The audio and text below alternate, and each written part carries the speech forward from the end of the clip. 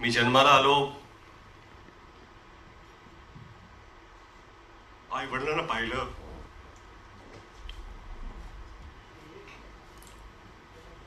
देवाला पाहिलं आणि शिवाजी महाराजांना पाहिलं.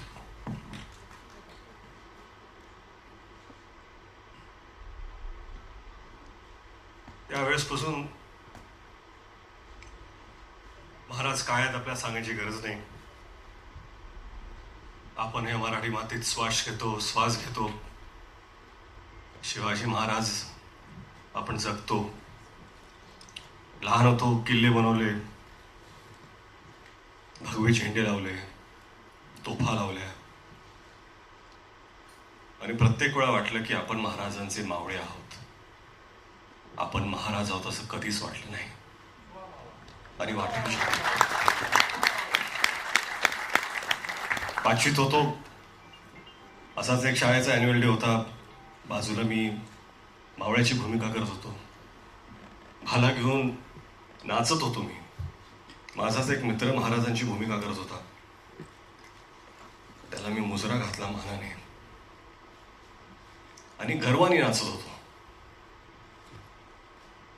तो मावळा त्या स्टेजवर असून तोच मावळा आज या स्टेजवरती आहे आणि महाराजांना मानाचा मुजरा देण्याचा प्रयत्न करतो.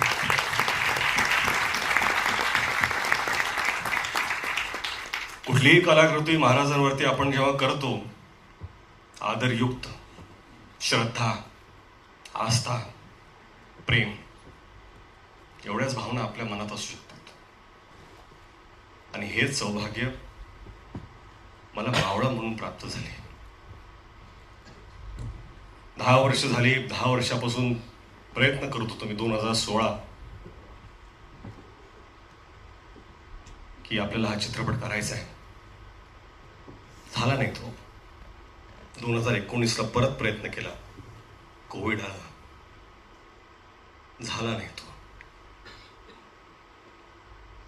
कुठेतरी मला वाटत होतं की आपले आराध्य दैवत छत्रपती शिवाजी महाराज स्वतःच म्हणत होते, थांब पोरा थांब, तुझी वेळ आलेली नाही आहे.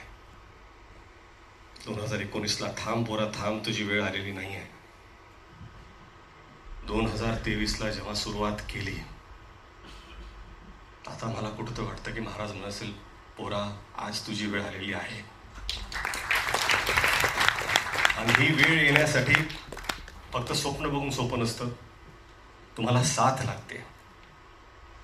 अशा लोकांची साथ लागते की ज्यांच्यात सुद्धा सिंहाचं धाडस असतं. जिओ स्टुडिओज आणि ज्योती देशपांडेनी ती साथ दिली, धाडस दाखवलं. त्यांचा मी अत्यंत आभारी आहे. परंतु खरंच इथे सगळेच उभे आहेत. Sanju sir, I am extremely grateful. I am extremely grateful.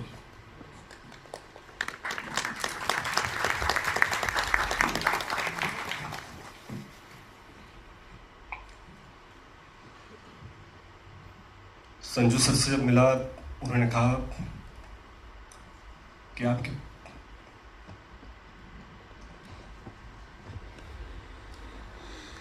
आपके पिता और मेरे पिता के संबंध है. Our fathers know each other very well. Let's do this for them. And I take that to my heart.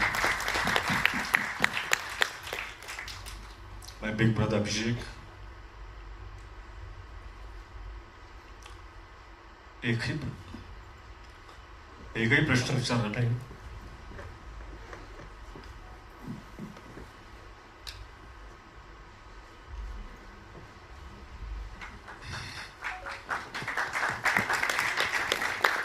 भावासारखे उभे राहिले.